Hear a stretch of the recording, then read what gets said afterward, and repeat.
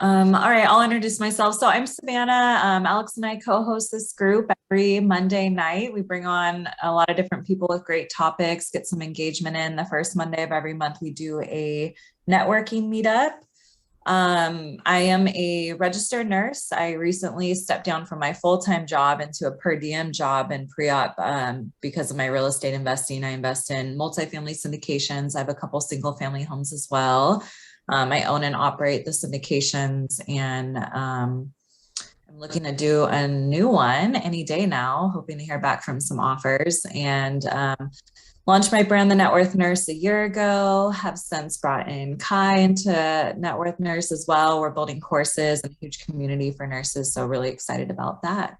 And today I asked Cody Lewis to come on. He's the podcast host for Real Estate Unsuccess Stories. So he shares and listens to a lot of different real estate mess ups, I guess, and has heard from a lot of different people who share insight and get pretty true and vulnerable with him and sharing some good stuff. So thought it would be helpful to have him on with a lot of people here who are investing in real estate and constantly trying to prepare ourselves to prevent ourselves from making those mistakes. So Cody, we're stoked to have you. And then Alex, you can introduce yourself. Hey guys, how's everyone doing? We're actually live on Facebook now. I was just getting that going. My name is Alex Sabio. I live in Southern California. I do have a W-2 job. I'm a respiratory therapist by trade. And so now I invest in luxury short-term rentals. I'm in my third short-term rental right now, getting it set up. It's about a 3 to 4 minute walk to the beach. That's a bucket list thing for me. So we're extremely excited about that. And so now my passion is helping others out, investing in short-term rentals. I love that Cody's here because I've pretty much made every mistake out there. I mean, I'm doing a lot of amazing things with short-term rentals right now, but it wasn't always like that. I've made a ton of mistakes and I had to learn the hard way. So eventually I'm here. So really excited to have you here, Cody. Yeah, thanks for having me. It's been an honor to be here. And strangely enough, Savannah, thank you for joining the podcast. Your episode today is our 100th episode. Woo, I saw that email come in. Stoked. Yeah, so I was pretty excited. I have a little thing I'm going to post on LinkedIn celebrating the 100th episode, but then we'll obviously have the rest of the content too. So I can't thank you enough for having me on here and then jumping on the show as well. And Alex, we'd love to have you as well. Sounds like you got some fun stories. I'd love to be on there. Send me the invite. Absolutely. Hopefully Savannah, she did such a great job that she'll echo how much fun it was. Cool. Well, I mean, if you want me to, I can jump right in. So yeah, thanks to everyone for having me. I have just a quick presentation to kind of give us some visual aids on some of the stuff I want to talk about today. But again, my name is Cody Lewis. I'm in Charleston, South Carolina. And similar to Savannah, I quit my W-2 job recently back in June and actually pursuing real estate full time. So my business partner, Jackson, and I are part of Vendu Capital, and we are real estate syndicators here on the East Coast, primarily focusing in the Carolinas on syndication properties for multifamily. So I'm going to give it an attempt to share my screen here.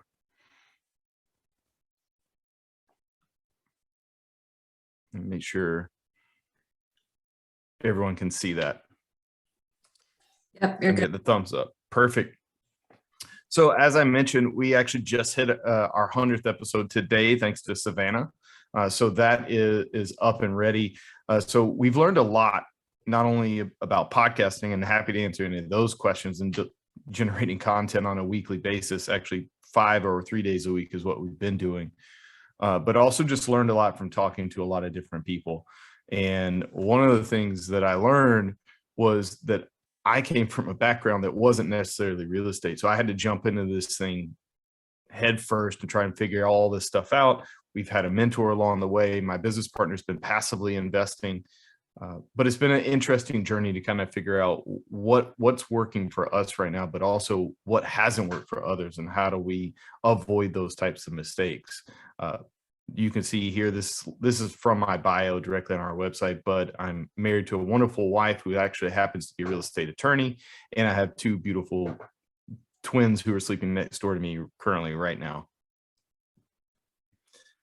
So one of the reasons we started the podcast is when we were listening to all these podcasts, getting really hyped up around getting into real estate, we heard a lot of things about how to be successful, how to do the right things, but we didn't hear a ton about the mess ups, the messy stuff that goes on behind the scenes that we all learn from. I think, Alex, you said you're only on 12 hours of sleep in the last like 4 days. Those types of things that go on that we know that if you've ever done it on the active side, all the messy things that go on behind the scenes that we don't talk about. We post the stuff on Facebook and Instagram and LinkedIn about all the fun stuff and how much money we're making and all the crazy stuff we're doing and flying and going to all these conferences. But the mistakes is really where we learn. But I'm a big believer in this Tony Robbins quote that there's no such thing as failure. It's just the results that we get out of what we're learning. So when Savannah invited me on here, I went back and I actually started looking at all the different titles and all the guests that we had on the show. I looked at all the show notes. I listened to a ton of our old episodes, which I do not recommend going back and listening to yourself after you've been doing something for 6 months. The first episodes are brutal for me. But there were a couple of themes that I kind of picked out from our show. And there were really 5. I thought there were going to be 3, but it ended up being around 5 actual things that I took away from talking to 100 people now in our show and what it really takes to get going in real estate. The first one was really interesting because I didn't have it down as one of the items that is one of our running themes in the show. But if you listen to the show, you'll actually hear me talk about it consistently. And I always start the show with the same thing, which is I want to hear people's origin story. I want to hear where they came from, how they got into real estate. And the overwhelming, surprising thing to me was people don't come from real estate backgrounds. They don't come from construction backgrounds. I always like to joke that I don't know the difference between a hammer and a nail on the show. I'm a little bit better than that, but most people don't have a real estate background, but are very successful in real estate, whether it's syndication, single family, short-term rentals, long-term rentals, it doesn't matter. What I found is the people that are successful, one, they had challenges along the way because they didn't have a ton of experience coming in, but they invested in themselves. They invested in their knowledge to gain that experience so they could get ahead of the curve. You'll see in each one of these slides, you'll see some key episodes here. I put 1 through 100 because literally go through and listen to as many as you want and see the different backgrounds that people have. So everyone's got a unique background. It's incredibly interesting here, at least in my opinion. Some of the key ones where they actually talk about backgrounds and leveraging their experience were Ashley Wilson and Melanie McDaniel. Those were 2 of my favorite episodes where they actually leverage some of their background experience and maybe not trusting their gut and some of their experience on some of those instances. And Alex and Savannah, I'm totally cool. If anybody's got a question or if y'all have questions, interrupt me. I'm perfectly fine. I don't have to talk the whole time during this. The second one that we started to take away and was a main theme was what I like to call order of operations. So you might saw my agenda. You caught a math joke in there. So if you did, kudos for you. But when we talk about order of operations, a lot of times people, when we talk to especially passive investors or people looking to get into real estate maybe for the first time, they're most interested in the deal itself. And I've heard from countless folks, especially in the syndication space, that that's the wrong place to start looking. The deal is only as good as the people that are operating the actual property itself. Alex, I see you shaking your head. I mean, it doesn't matter what the numbers show on the spreadsheet. If you can't make it work, if you can't operate the property appropriately, it won't matter at all. So the order is not deal, market, operator. It is operator, market, deal. So if any of you that are watching here, whether live or on Zoom, if you like a market, start researching operators in that market. If you can't find a good operator in that market, start to expand from there. I can speak from experience. My business partner, he took, I think it was like 4, maybe 5 months interviewing different operators and really honed in on 2 before he started investing with them for about 4 years. And he may be a little bit different than some. He only invested in 2 before we opened our company, but he spent a lot of time getting to know and making sure that his interests align with the interests and the values of the organization, the people that are going to be operating that. So couple of key episodes in there, some really great syndicators and different people in real estate that talk about this order of operations and why it's important to have a strong operator or sponsor.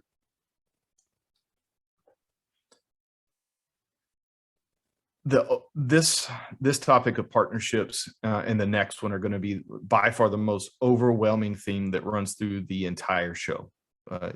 Whether it's in the specific topic or just haphazardly mentioned kind of along the way, it's by far and away the most important thing that you have to get right. Whether you're partnering with an actual partner and joining with an LLC, a joint venture, or if you're using folks like your extended partnership team, your CPAs, your property managers, your other attorneys, anything like that, the partnership is so crucial to get right. But most importantly, don't do everything yourselves. You will see and hear many other people say that they're better at delegating than possibly doing it themselves. And those are the people that actually get the most done. If you go back and listen to these episodes you hear on the screen, you'll hear that one of the most expensive phrases that you can say as an entrepreneur is, "I'll do it myself." And you would be surprised at how many people, myself included, that will continue to think that way. Like, you know what, I'll just do this myself. One of the best things that ever happened to me personally, we were producing this podcast 5 days a week. We were Monday through Friday. And what I found out was when I was editing the show, it would take me all day to book and manage guests on Monday. Then I would produce the show on Tuesday, all day Tuesday. And then Wednesday, I would actually have to publish and move all the kind of tech stuff around to make it work. That left 2 days of the week, working days, if you will, that I was supposed to be investor relations for our organizations and try to squeeze in time to talk to investors. Being able to delegate and offload just the editing part of this podcast freed up a ton of my time throughout the week. You'll also hear folks in some of these episodes talk about the idea of partnerships and making sure that they balance what you're not good at. Again, I joke a lot of times that I don't have a construction background. It's not my forte. My business partner does. He's going to do the construction management piece. So that was crucial when we were looking at who's going to do what in our organization. Even before we formed, we had a good idea of what we both brought to the table and how we could balance each other out. Me being from the corporate world and him being from construction. The other big piece that's mentioned a few times in here in the podcast is, if you're ever going to partner or invest with friends or family members, always, always, always get it in writing ahead of time. You would be surprised how many people don't, and they assume that these things are going to work out, that everything will be easy. But if anything were to go awry, it's always better to have it down in writing first rather than having to try and deal with it afterwards. There were a couple of horror stories in some of these episodes that were funny to think about now, but not so funny at the time to go through and hear some of the people and some of the things that they were saying. The other most, go ahead, Alex, you had something? I think I still struggle with that today, as far as when you talked about doing all the work yourselves. Like today I had about 6 contractors in the house, and it was mayhem. Like, everyone's calling my name and I was just delegating. But I think that works out way better. And I was able to accomplish so much more. And I'm still in the mindset of killing myself, working 18, 20 hours a day, trying to get everything done because I'm trying to get everything perfect. But that's my growth, right? That's my growth. I'm trying to I'm finding, like today I hired an amazing interior designer. And she's like, let me take the load off of you because you look exhausted. And I said, I am. So, I think all of us, we still struggle with this every single day when we invest in real estate. We think we could do everything ourselves and save money. But in the end, you're going to make so much more money if you just delegate it and handle and leave it to a professional. So. Yeah, absolutely. And the last thing, which is actually, I'll full just, we'll pull the curtain back. The next one after this is actually focus. And the amount of times that I've heard somebody say that if I would have delegated earlier or stayed focused earlier, I would have made exponentially more money, that I could have run my business that much smoother. Now it goes back to, so all these tie together pretty closely, making sure that if you're finding somebody to delegate that off to, make sure that's a good partner for you, that they're going to balance out and do something that you can't, or have a better skill set at something that you do. So Alex, to your point, obviously the interior decorator, they have that experience. I'm sure that's a great partnership for you to have, so that you can actually say, you know what, I trust you, go do this, or one of the things that we hear is trust but verify. So I'm sure there's a lot of trust but verify in that relationship. Yeah. So mindset is the other big one. So this one comes in because we're probably, a lot of us, facing a lot of this right now. I know we are, just as we are getting started in our real estate career, but a lot of people are right now, whereas the deals, it used to be if you had money, you could get a deal done, but now is if you have, everyone's got the money, but do you have the deal to make it work? And a lot of deals don't make sense. A lot of the prices are really wonky right now due to compression in the market with cap rates and things like that. But with all of that said, you got to keep the right mindset. We've had folks like Rod Khalifa on. We've had people like Zach Happenstall over at Rise 48 talking about this. Joe Fairless was on talking about this some as well. Well, I think my favorite story was actually Zach Happenstall. He's over at Rise 48, who's in Arizona. If you haven't seen what they're doing, definitely go check them out. He was on the verge of, he quit his W-2, went all in on real estate, was on the verge of actually quitting doing real estate, because after about 10 months or so, he hadn't had a deal. He was pounding the streets, was about to blow through all the last bit of cash that he had saved up. And he actually got one done. They actually did, found a deal, got it done. And then from there, over the next 4 years, they snowballed, and they were able to actually get about $100 million worth of assets under their belt in the next 4 years. Fast forward to this past year, I think they're on track this year right now to do about $500 million. So just goes to show that you got to have that positive mindset. You always got to be thinking about this theory of abundance, that it's out there, that you'll be able to find and do whatever it is, whether it's things like syndication that we're in, or if you're in single family homes, if you're a flipper, rental properties, it doesn't matter. The properties are out there. You just got to go find them. You got to have that positive mindset and always be thinking like that.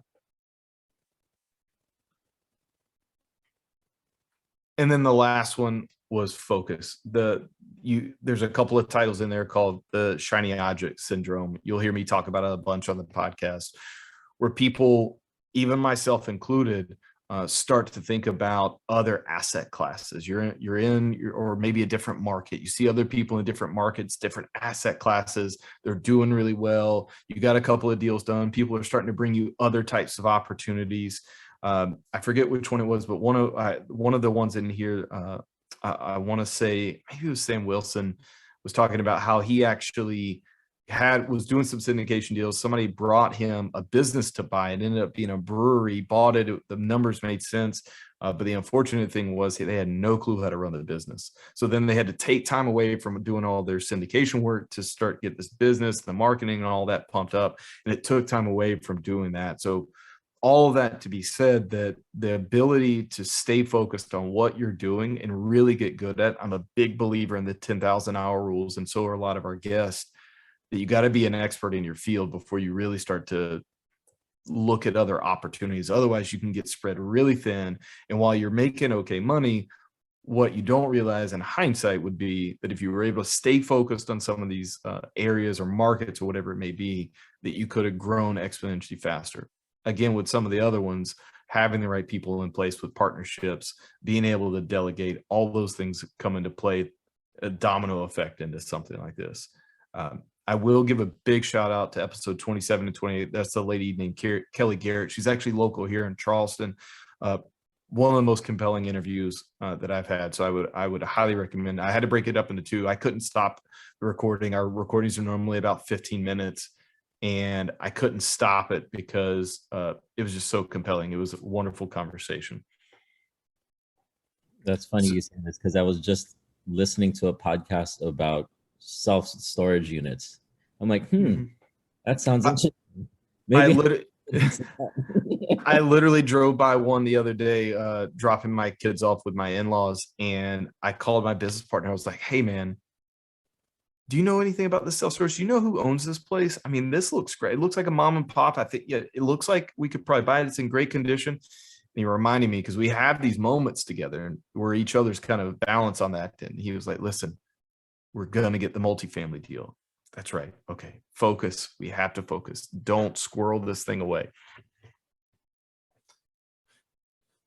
So that was really it. So those were the really kind of the 5 areas that I've learned in 100 different interviews, that it's really the mindset, the focus, the partnerships, and that it doesn't matter what background that you come from, as long as you dedicate in yourself, you invest in your knowledge, that you can really grow in this business. And it's been really interesting to hear everyone's stories, but also to learn along the way, that these missteps are really just building blocks to get them to where they're ultimately at today.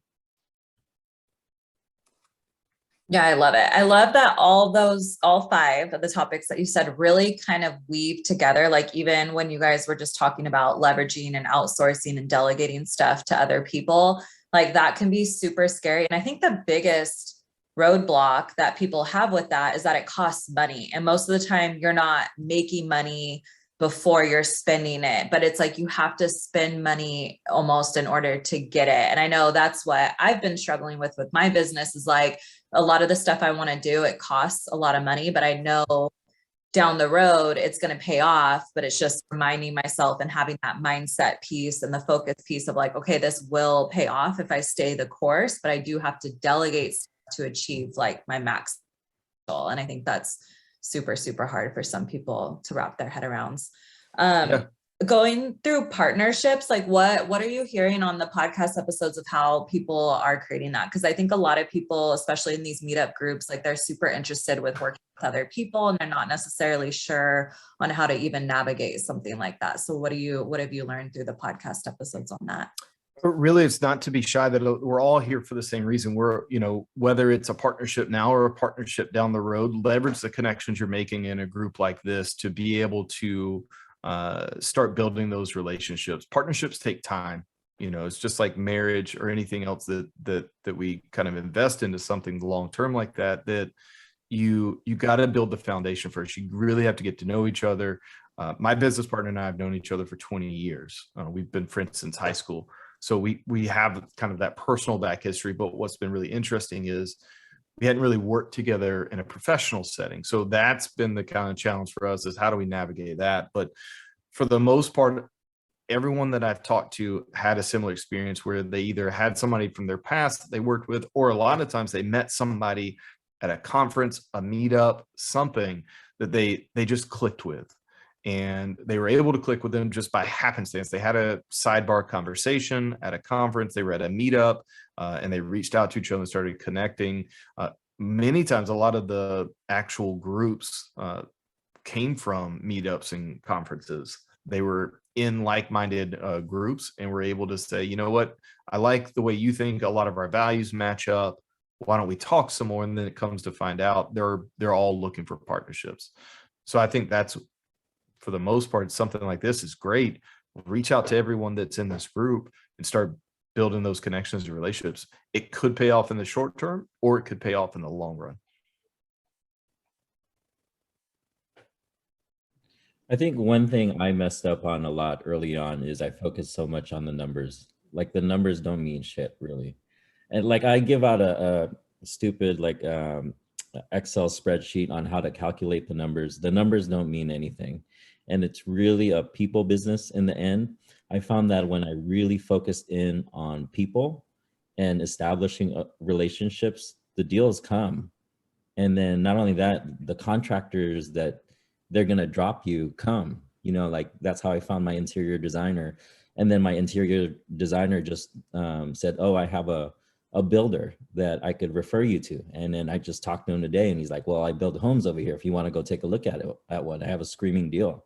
So it kind of just snowballs. So when you focus in more so on the relationships, building those relationships, the business, the money comes after that point. So yeah, and to your point, Alex, I listened to I used to be a B2B sales professional. I listened to this podcast for the better part of probably 8 or 9 years, called the Advanced Selling Podcast. And they had a lot of great things along the way. But one of the best pieces of advice I ever got was, if you ever go to a meetup or a networking group or anything like that, they're usually pretty awkward. But if you go with the mindset that you're there to help other people and to help try to connect other people, it usually comes a lot easier, in that you can find other people that not only you can help, but they will also reciprocate what you were just saying. So to your point, a lot of times, sometimes I had the bad mindset of going in, I want to find an investor in this type of meetup or this group or whatever it is. That was the wrong approach, because I gave off those vibes. Whereas if I came in trying to help and say, hey, I have a Rolodex of people that I could reach out to. What do you need help with? What are you working on? What's your roadblock? Can I help? Those doors start to open up for you. yeah, I definitely get that right now. I probably get 100 messages, like me just helping, and I share my Rolodex with everybody. So I probably help 100 people. It's like a ratio of 100 to 1 or something insane, right? It's not even close to how much help that I get in return, but that's going to come. I'm okay with that. I'm totally okay with that. At the end of the day, those are my values. Even if I don't make a dime out of it, I've helped a ton of people along the way. So, and it'll come back, like you were saying, it will. Cody, what about new real estate investors, beginners? What do you hear? How should they avoid, when you're first starting out, you don't know which niche to go to. Everything is kind of shiny object. So anything you're hearing on how somebody should focus in when they're first starting out? Yeah, I think it's a lot of research up front to figure out, maybe narrowing it down to about 2 or 3 asset classes. And then from there, really investing in either meetup groups like this, or even a mentor to actually connect with. We have a mentor. It's not cheap. We pay for our mentor. He's not cheap, but it's been one of the best experiences that we've had, because we can ask a lot of what we probably consider, or what he probably considers from us, dumb questions, but we're newbies. So we're asking a lot of the questions because we don't know. We feel a lot better now after being with him for a year, but at the same time, there's still things that we haven't done that he's got, a decade's worth of experience on. So to your point, Kyle, we narrowed it down to about 2 or 3 different asset classes. I think a lot of people typically will get there, and then from there, they'll try and hone in on just one, and then dive all in with meetups, mentors, or a combination of both. Right. I like that. Yeah, just a little more research in the beginning. I jumped into flips and realized real quick that was not for me. I do not enjoy that. So, well, and the other interesting thing, a lot of people also, I've only had one person do the opposite, but a lot of people will get into the single family side, whether it's flips or rentals or BRRRR or whatever it may be. They'll do that, and then they'll all have the same progression. At least the guests I've talked to are, and they all have the same progression, which is they start to get good at it, but then they run into the exact same problem, which is scale. Right. How do we scale? How do I grow? I want to make more money at doing this. And the only answer that they found, or at least the ones that I've heard from that found, were to move over to multifamily. So that's why you see a lot of people moving from, they get their feet wet in single family, which is a great arena to be in, and then move over to multifamily, either passively or actively. Yeah, I love how you mentioned coaching too, because coaching in a way just kind of excels or propels your track for really all 5 of these things: experience, order of operations, partnerships, mindset, and focus. Like, a good coach on your team will help you with all of that. And I know I personally invested a lot of money in a coaching program too, but it fast-tracked me down the road of multifamily syndications, of being able to legally raise money, how to do that, how to put the systems in place to operate large scale portfolios. And by having a coach, it really does take you to the next level. And I know there's a lot of different people out there and a lot of different people you can get advice from. And I know personally, I've had, like Alex, have so many people come to me on a regular basis, like asking for kind of advice and where to start. And it's motivated me to actually create like a formal coaching program just because there's such a need for it. I mean, it's honestly some of the biggest difference between someone just sitting there and never making a move or taking their first step is just really the encouragement and the blueprint of how to do that. So super valuable. Yeah, I mean, Savannah, I'll echo, we wouldn't be where we are today without our coach. And to your point, all 5 of these are typically hit on every one of our coaching calls, and we talk with them every other week. Literally, a week ago, we were having this debate of starting a meetup, and I love meetups. I'm of the mindset that we don't have, at least he is asking us to do a local meetup, which, Kyle, you're in Augusta, so you're not too far away. Right. I keep pushing back that we don't have the critical mass to do a meetup here for what we're wanting to accomplish. So he's helping me with my mindset on, are you really sure? Are you looking at everything the right way? And then thinking about, okay, what partners can you take in the area to help you so you don't have to do all the heavy lifting? So it's always interesting when we have those conversations. I grew up in a sports family, but anything, if you were in sports, band, it doesn't matter. Anything that was competitive, you had, or even a teacher for that matter, you always had somebody pushing you along the way that had the experience that could help guide you. And I'm a big fan and proponent of having a coach from a professional standpoint.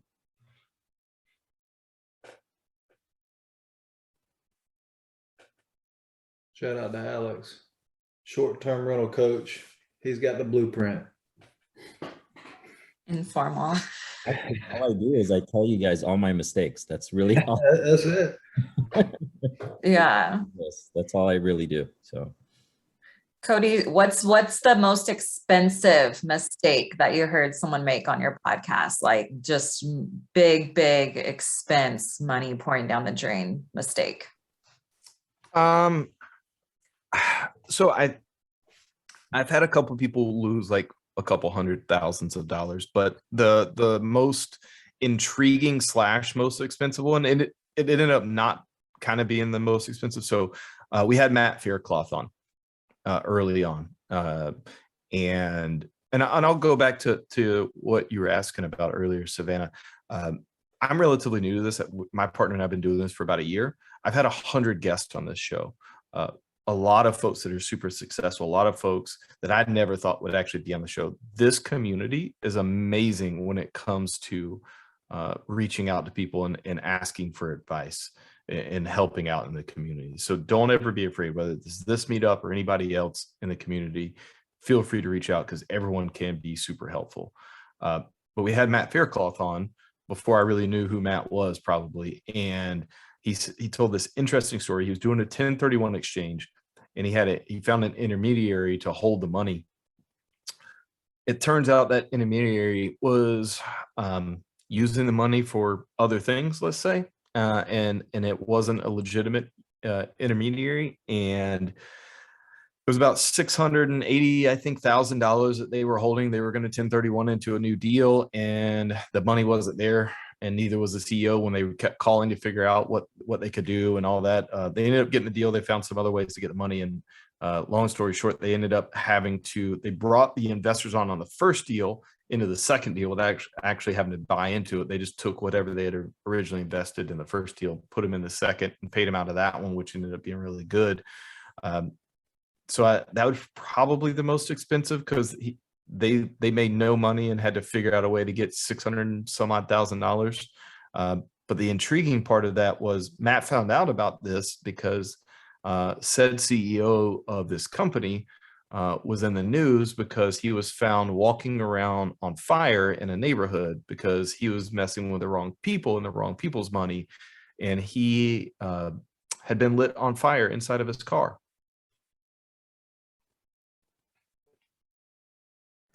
That is wild. So Matt, if any of you don't know Matt Faircloth, he's so great. Him and his wife, Liz Faircloth, manage and they own and operate syndications. His wife, Liz Faircloth, is one of the co-founders of the group Invest Hers, and their podcast actually just got linked on A Bigger Pocket. So they're really big. They're doing a lot of stuff in the multifamily world. He actually has his own podcast. It's called Healthy, Wealthy, Wise Guys too.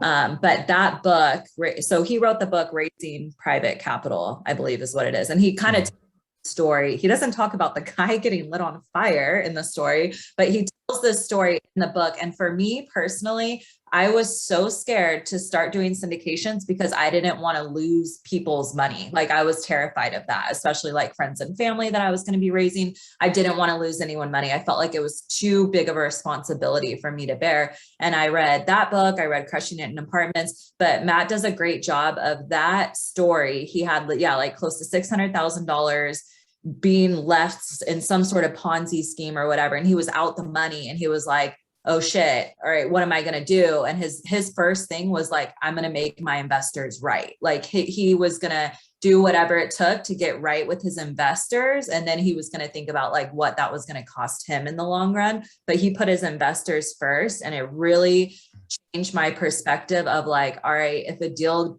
does go super, super bad, like these are ways that we could break it down so that our investors aren't out, or that you could still honor that relationship. And that was a huge mindset shift for me in that book. Mm-hmm. Another interesting one. So if anybody's ever heard of Neil Bawa, he has this fantastic spreadsheet to help you evaluate markets. So I got to hear the origin story where that came from, because he found a property in Chicago that he, looked good. It kind of passed all the initial smell test, and it turns out it was in a really awful neighborhood that the zoning was all bad. They were looking to build some other like great areas and some different industries right around it, and all that fell through. And they kept saying it wasn't a drug out. Well, he lost a ton of money on that deal. But at the end of that, what came out of that was actually his market evaluation guide that he leverages now and then gives away for free as well. That if you're looking for different ways to find markets to invest in, that's a great tool. But out of that pain and losing all the money on the deal that they were completely upside down on, he created that spreadsheet and that math to figure out what are good markets for me to invest in. So it's interesting to hear again that these failures, if you will, were really just building blocks to help people to get to where they are today. That's crazy, because you mentioned Neil Bawa and Matt, like they're big names out there, and they sound like they've made huge mistakes, but really I think everyone's so paralyzed with fear to make a mistake, but these guys kept going. Like one of my first deals, I lost $16,000 right off the bat. It was a scam. The guy didn't own any of the land, and it was like a pyramid scheme. And my wife should have stopped me right then and there. We're not doing this shit anymore. Like, we needed to go into something else. But I kept going, and I learned from my mistakes. So just keep going. It's interesting. Vikram Raya has the exact same story. He told me he was looking for people to invest in, started phoning to a bunch of people that he found online, and didn't do a ton of background, just found this guy, sounded interesting, kind of sounded like he knew what he was talking about. I want to say it was like $25,000, maybe $50,000 that he gave this guy, and never heard from him again. And he said the exact same thing. His wife should have stopped him, and they should have moved on. But now, he has Viking Capital, and they're doing a lot of fantastic stuff. So obviously it didn't stop him. The net story of this is real estate is a great asset class to be in. Yeah, I think the biggest thing is the paralysis that you get of envisioning these worst case scenarios. And I know there's a lot of healthcare professionals on the call, and I was actually just talking about this on a podcast I was doing with another nurse. She's a nurse practitioner. And we were talking about how when you first get your nursing license, you're terrified of making a med error, right? Like that's your biggest fear, is going out there and making a med error, giving the wrong patient the wrong medication, hurting someone, doing that. And the thing is, med errors happen. I've made med errors. The majority of nurses that I've worked with have made med errors. Like, yes, you hope it doesn't harm the patient, but the thing is like, if you know that the chances are high that you're going to make a mistake, it's not as scary of thinking like, okay, you made the mistake and it's like, oh no, the world's going to end. Everything's gone. I can't invest in real estate. I made a mistake. I can't do it. It's not for me. It's like mistakes are supposed to happen. And this is a part of the journey of, making mistakes, pushing forward and learning from it, adapting, and then redirecting your path from there.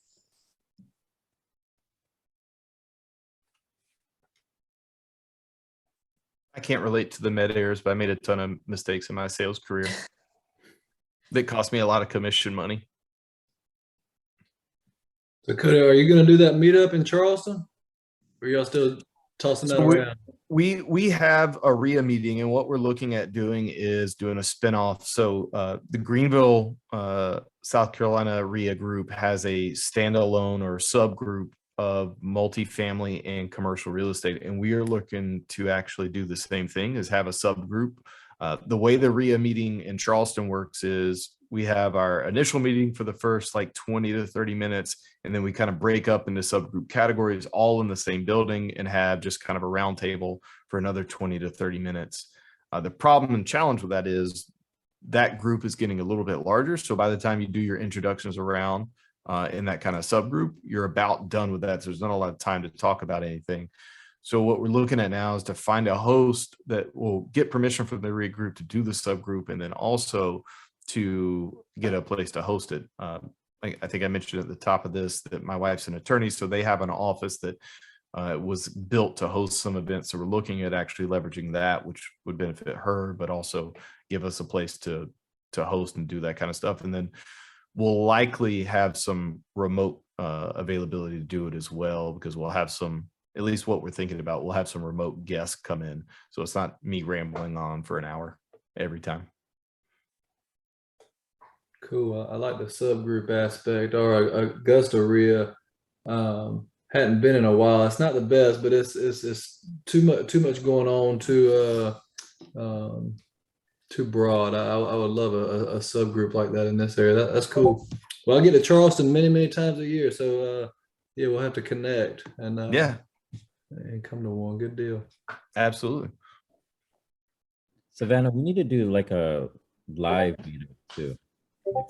I know there's actually a lot of people, I think even on this call, that are in LA or in the LA area. We definitely need to do. There's a lot of people over here. Like that Monday, we do a Monday just networking meetup, maybe every other Monday or something like that, or every other month or something like that. We do a live one or something, because I'm itching to.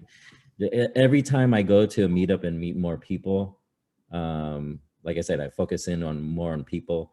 I tend to grow more. So, and I tend to, get more contacts and just learn a little bit more every single time. So, yeah.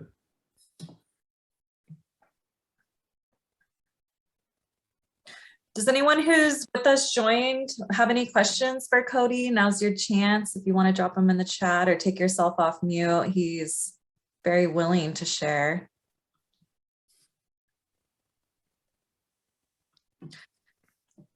Cody, what's next with you with your podcast? Do you plan to continue to do unsuccess stories? You think they'll forever be around? You're just I think they'll always be around, which would be good. I think we are looking at changing. It's interesting you asked. So I've talked to a bunch of people, and we are looking at changing slightly.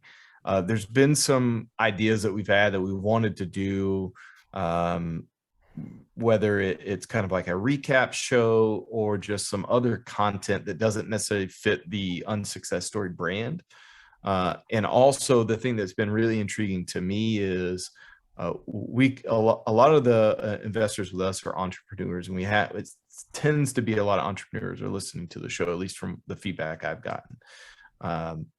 So we're looking at maybe changing the content, and because most of the people we interview are also entrepreneurs, maybe just doing it as a broad entrepreneurial show, or maybe even what it takes to get started in real estate and the kind of unsuccesses that came from that, or the challenges with getting started in real estate. So we're looking at shifting it slightly, but keeping it in the similar kind of umbrella, if you will. But it would allow us to do some different things with the show that we think we want to do. But that will either happen in the new year, right at the beginning of the new year, or shortly thereafter. We're not ready to unveil that quite yet, but we are kicking the tires on some of that. And I'll throw out there, I'm happy to answer any questions either now or offline. My partner and I have been doing this. We started December last year, so this December will be a year. We're still looking to get our first deal in multifamily. We've gone in and partnered with some other folks on some deals, but our own deal on our own, we're still looking for. So I can tell you any and all of the challenges or mistakes that we've made along the way, not getting our own deal, or what it just takes to spin up a syndication real estate company, and the money and time and effort it takes to do that. Hey, Cody, I've got a question. Sure. I don't know if it's a dumb question, but I'll just try to spit it out and see if it makes any sense. But as I was looking at multifamily, to me, it seemed much more desirable to be in the GP position than the LP position. And the only reason I thought that was because I thought, well, I want to own it. But I do have a W-2, and there's a certain amount of value to passive. So I just wondered maybe if you could speak a little bit to the advantages of LP and advantages of GP. So Sure. Just kind of figure out which side of that equation one would want to be on. Yeah, I think the line in the sand for me is, do you want to be passive or do you want to be active? And to your point, Greg, there's a lot of financial benefit from being on the GP side. A lot of times there's acquisition fees, and you get 30% of the property a lot of times, or whatever the breakout tends to be, which is great on the back end when you flip the property. But I think when you're looking at those numbers on a spreadsheet, while those look really attractive, what a lot of people don't take into consideration is the time, the effort, the amount of work, the hours, the handshaking, the networking, the research that goes into that. For example, I have an editor to help and to get our brand and our knowledge out there. We have the podcast. That's one of the main reasons we have it, is to get awareness, draw awareness to who we are and what we're doing, and our knowledge that's out there. It takes me all day on Monday just to manage getting the attendees. Tuesday is my investor day, so any Tuesday I'm typically on investor calls. The rest of the week I'm trying to find networking opportunities and meetups, and that's just because I'm the investor relations person and I have a partner. The rest of the week he's actively connecting with brokers in all the markets that we're looking to. He's cold calling owners of properties, and I tag team and do some of that as well. We're sending out mailers. We're going to as many networking things as we can, meeting as many people that can help us find a deal. And we've been doing that for the past 7 months and have underwritten over 150 deals. And I think we have 3 letters of intent out right now. So when you talk about what does it really take to be passive or active, those are just some of the things it takes to be active.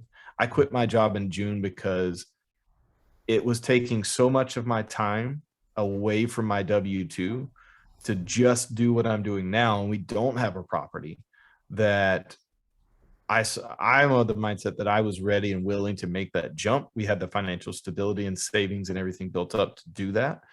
So we made the jump because I see what the future can hold for us. I know that we're going to get the deal. I know we're going to be successful. And what we're doing, I know is going to work. But at the same time, I was able to make that jump, and I wanted to be active. If you want to be passive, truly passive, don't be on the GP side. So I think, Greg, something I've done for some of my investors is I've had people come in my deals as a passive investor or as a limited partner, and they communicate to me that they want to go out there and GP eventually, that they want to learn and go and do their own deals. I love that because I learned from a coach. I love helping other people get started on that. So I've had a bunch of my LPs that I've hopped on additional calls with and showed them kind of what it takes to take down these deals. I mean, when we do our investor presentation, we go over everything we've done to get this deal under contract, the financing piece. We hop on calls on our quarterly updates and tell investors what we're doing with the property, so they can see by if you're thinking about GPing on a multifamily syndication, I would suggest LPing in one to start, and then you can get a look. You can see how operators are communicating. You can see the timeline for stuff. You can see what portals people are using. You can see how the communication efforts are. And then you would get a really good inside look as to, okay, this is cool. Like, I think I could do that, the GP side of it. And then if you're working with an operator who values like, you know, growth type stuff, it's probably someone that can work with you to show you what you need to do. But it's a lot different than, you know, Airbnbs, where Alex is out, you know, going and doing this essentially on his own. Like the syndications that I'm doing with people, it's so much bigger. Most syndication and operator deals have teams of general partners, you know, 5 to 10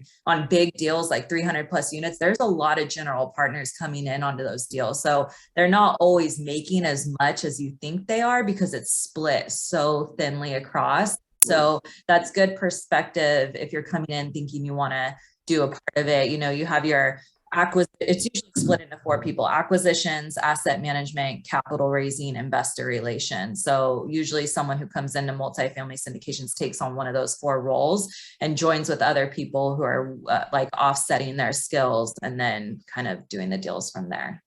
Mm-hmm. Cool. And even if you're looking at being an LP, I mean, ask your operator to send you all the stuff anyway. Look at the underwriting, do all that stuff. A good operator is going to allow that or want you to look at it anyway and have no problem doing it. Yeah. Cool. Good answers. Thank you very much. If you invest in the right deal, you could make a killer return. Like I love my Airbnbs because I'm generating like 50-60% cash on cash return. But I've invested in, like, I invested in one, they're selling it now. I invested 50 grand and now I'm going to get 75 grand back. And that's like 18 months later. I'm like, hey, well, that was pretty good return without lifting a finger. You know, all I did was send them money. So if you invest in the right deal, like it's a deep value add or something like that, or it's a appreciating market, you could make really good money. And like I said, not lift a finger. So. Yeah, I mean, my business partner, Greg, that's exactly how he got started before we jumped over to the GP side. He was on LP for 4 years before he jumped over, and he did exactly what Savannah was talking about. He kept asking to be on more and more calls, to jump and learn as much as he could, and the bug bit him, and he wanted to, you know, to go and jump on the GP side. So we both quit our jobs and we're doing it full time. But he learned by doing it. But I will say he was at a point where if he hadn't moved to Charleston, where we live, he was a couple of hours up the road in South Carolina. He was at the point where he could have financially retired because he was making enough passive income to cover all of his expenses, other than when he moved down here. So you can make, to Alex's point, some really good money if you get in with a good operator and some good deals on the LP side. Cool.